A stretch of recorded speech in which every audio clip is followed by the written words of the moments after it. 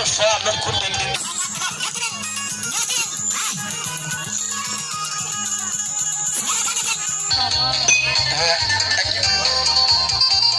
โอ้ก็ไม่ยับแล้วแข่งโอ้ที่ใส่มาก่อนจักโยนใส่ยังไงมาดก็แข่งมาดก็ใส่ลูกชายเด็กตายกรรมการเป็นสามรอบเอาชนแน่ๆไอ้ผมไม่ได้จ่ายในไลฟ์สดแน่ๆแข่งหัวแข่งกันโดยชนะเงียบกันมามันต้องแบบนี้กีฬามวยสุดกันแล้วลงมาเป็นมือเป็นคู่กันแข่งซ้ายไปก่อนแข่งซ้ายไปแล้วแข่งซ้ายไปทีมมัดขวาเลย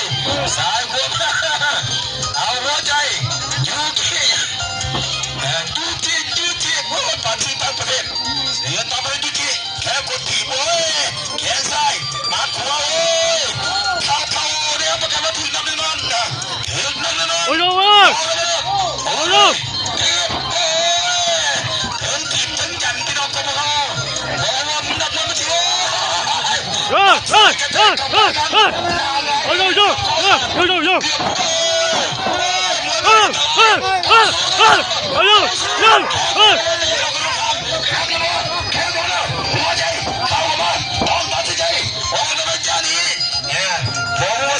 ต้องการให้พูดได้แค่ใส่มาก่อนมาแค่ถึงมัดไปแล้วมัดใส่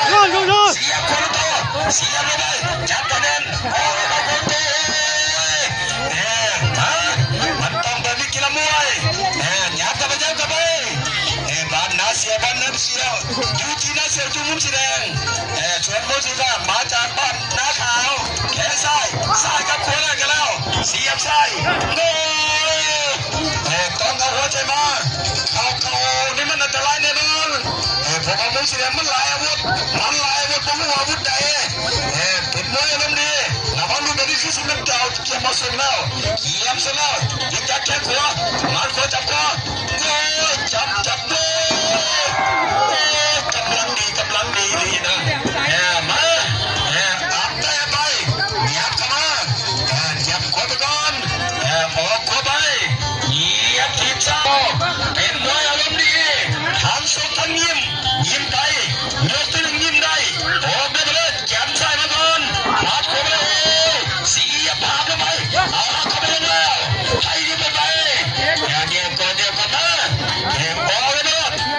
ลยโอ้ยติดโอ้ขีดแล้วเราล้มมันนะครับแข้งเข้ามาแล้วโอ้ขีดแล้วก็หมอมัดเข้ามาแล้วออกได้ไปโน่ยูจีน่าเสียวบ้านนาเสียวเป็นมวยที่เด็กกว่าเป็นสามมวยขอเสียวจะไม่มีกำลังใจไอ้กับกูยูจีน่าเสียวโอ้ทำได้เลยกำลังทีใส่อันนี้เทคโนดีละอาจารย์เอาภาพงามมาเคยได้จ่ายได้เอาภาพงามมาเลยครับตัวเจ้าขวามาหาไม่เข้าให้ถึงอันตรายแน่นอนมุมสีฟ้าอันตรายเพราะว่ามุมสีแดงมองได้สามอาวุธสามมวยจับว่าสีบอยลุกกดคอได้ดีมุมสีฟ้าต้องเดินบนถามว่านี่มันอันตรายเพราะว่ามุมสีแดงมุมว่าสีแดงมันวุ่นกันย้ำเป็นตัวคนตัวไหนตัวกำกันไม่ได้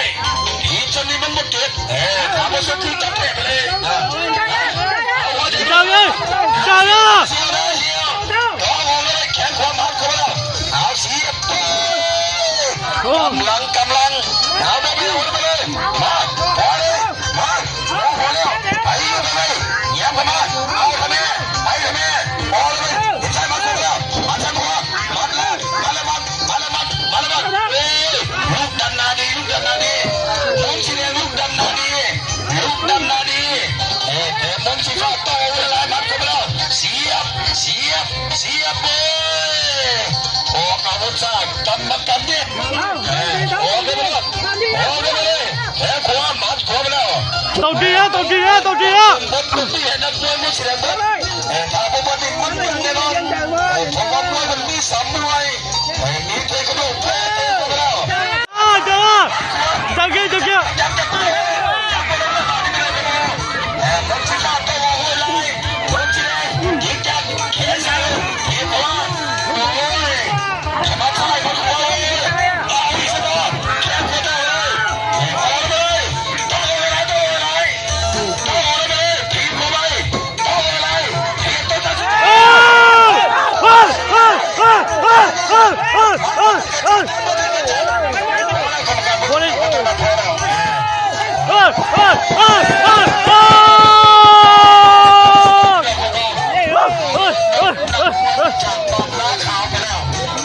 ไปขอ